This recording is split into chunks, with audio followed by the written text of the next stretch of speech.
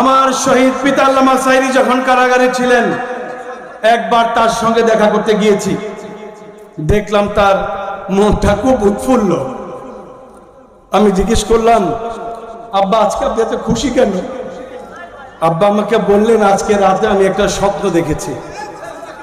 আমি খুব আগ্রহ নিয়ে জানতে চাইলাম, আব্বা আপনি কি স্বপ্ন দেখেছেন? আব্বা বললেন, আমি গত রাতে স্বপ্ন দেখলাম নিজামী ভাই উনি এক জায়গায় বসে কিছু ফল ফলাদি খাচ্ছেন। আমি তাকে জিজ্ঞেস করলাম, নিজামী ভাই আপনি কি খাচ্ছেন?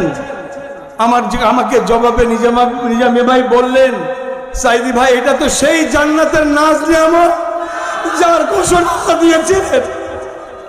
আমার শহীদ পিতা আল্লামা সাইরি যখন কারাগারে ছিলেন, একবার তার সঙ্গে দেখা করতে গিয়েছি। দেখলাম তার মনটা খুব উৎফুল্ল। আমি জিজ্ঞেস করলাম, আব্বা আজকে আপনি এত খুশি কেন? আব্বা আমাকে বললেন, আজকে রাতে আমি একটা স্বপ্ন দেখেছি। আমি খুব আগ্রহ নিয়ে জানতে চাইলাম, আব্বা আপনি কি স্বপ্ন দেখেছেন? আব্বা বললেন, আমি গত রাতে স্বপ্ন দেখলাম নিজামী ভাই উনি এক জায়গায় বসে কিছু ফল ফলাদি খাচ্ছেন।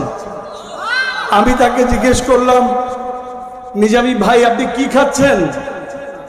আমাকে জবাবে নিজামী ভাই বললেন, সাইদি ভাই এটা তো সেই জান্নাতের নাজ নিয়ামত যার ঘোষণা দিয়েছিলেন।